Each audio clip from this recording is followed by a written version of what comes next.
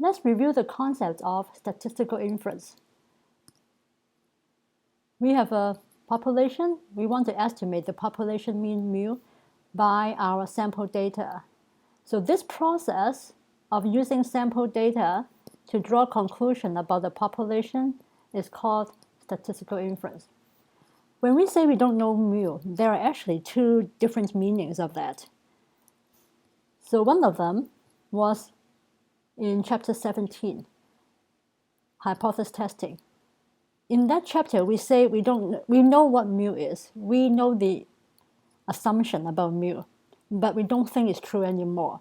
Now, in that case, we say when we take a sample mean, the farther away our sample mean is from mu, the better it is. That means the more evidence it provides for the researchers' belief. So the farther the sample mean, the more evidence we have against mu in chapter 17. Now, but in chapter 16, it's quite different.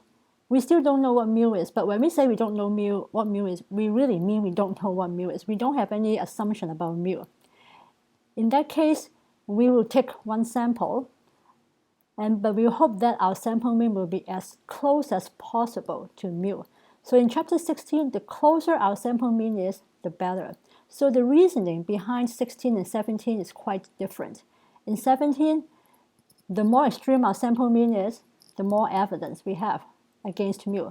In 16, we totally don't know what mu is, so we say the closer our estimate to mu is, the better. Both 16 and 17 are examples of statistical inference. Chapter 16, confidence intervals, the basics. The concepts that we are going to go through are in mostly chapter 16.2 and 16.3. Now in chapter 16, we assume that mu is unknown. That is, we don't have any assumptions on mu at all, unlike chapter 17. So our goal in chapter 16 is to estimate mu by providing a range of values that we think mu lies within. So we are not going to say like mu is 4. We're not going to be so exact. We cannot be so exact.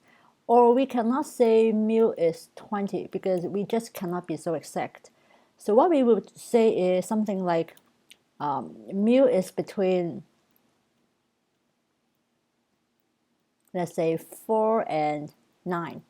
Or we would say mu is between -7 and, let's say, 12. So this is what we mean by providing a range of values for mu.